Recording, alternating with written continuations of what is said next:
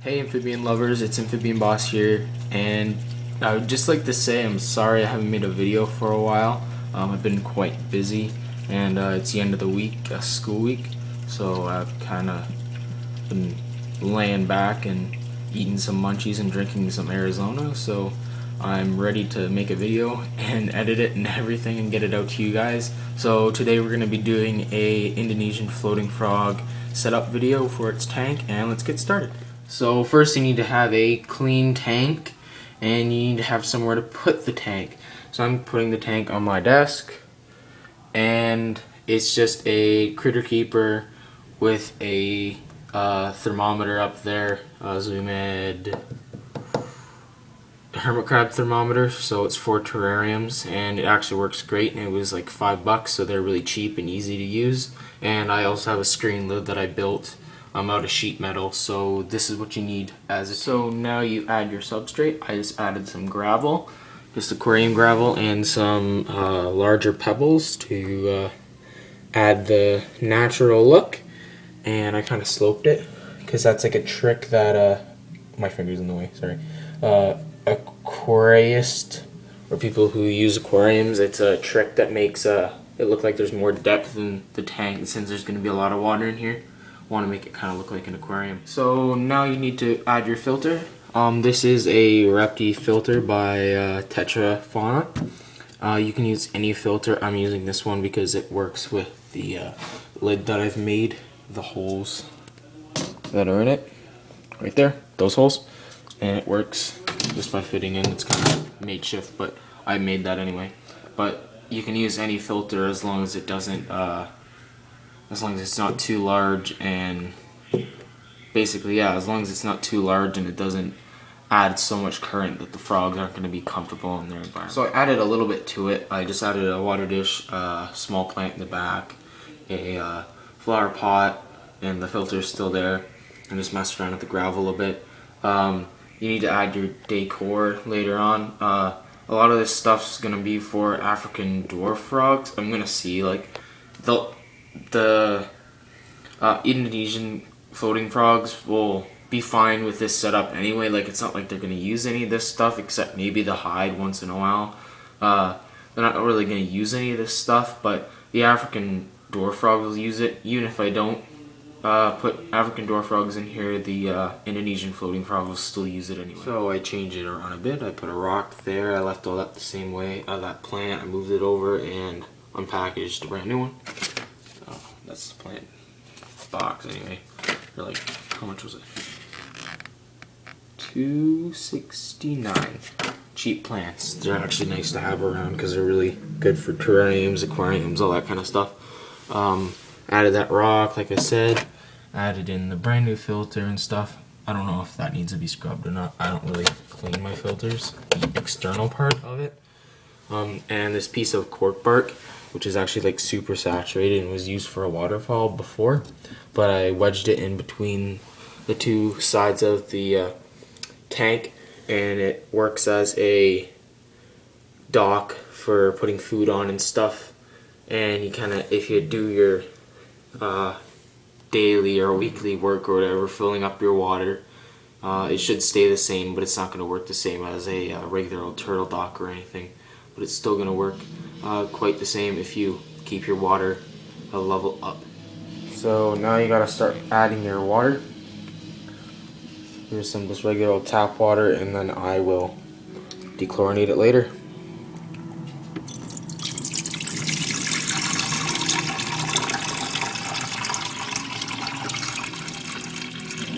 Pour it in the dish so it doesn't disrupt the gravel. That's another little aquarium people trick. I found a snail on the top of my filter. All dried out, but hopefully it comes back out. Okay. As you can hear, someone's watching a pretty intense video out there with some crazy music. But I filled up the water. This is pretty cold water. Yeah, it's not as cold as my newt tank, but you know, quite cold. This is hot. It's not that hot, but yeah, it's pretty hot. Hot water. Put the cold water and the hot water, mix that together, and instead of like warming your water up to room temperature or whatever, you just put cold water in, warm water in, it usually, or hot water in, and it will mix together quite nicely with the filter running. And if you keep the filter running, it should keep the water warm. If you keep your room warm, it should keep the water warm for the frog. I just think I need to put a little bit more water in there and it'll be full. Be right back. Okay, so now you need to dechlorinate the water before you put your frog in the tank. Especially my water is quite weird looking. It's kind of like foggy. If it's really hot, it's weird. But I don't trust it with the frogs because it's probably going to kill them. Or any other of my amphibians anyway. There's AquaSafe. AquaSafe is the same as BetaSafe, but I did some little math calculations. And the price, which I'm not sure why I leave the price labels on all my products for some reason. Everything I have has a price label on it. But the price here, with how much it treats and whatever, it was actually worth more to get 2 BetaSafes than get 1 full AquaSafe bottle. And then there's the AquaSafe box, which I got a long time ago. It doesn't work good in polydariums or whatever they're called. Like, that's half water, semi-aquatic habitats, but almost fully aquatic it works okay because they're for fish tanks. But I like to use this stuff because it mixes well in the water. So I'll put that stuff in. Not sure how many drops it takes. I just kind of drop it in. Yeah, that should work. So I added some plastic plants to this filter. I don't know how good it looks from the top or the side or the front, but anyway, it kind of stops that kind of, you know,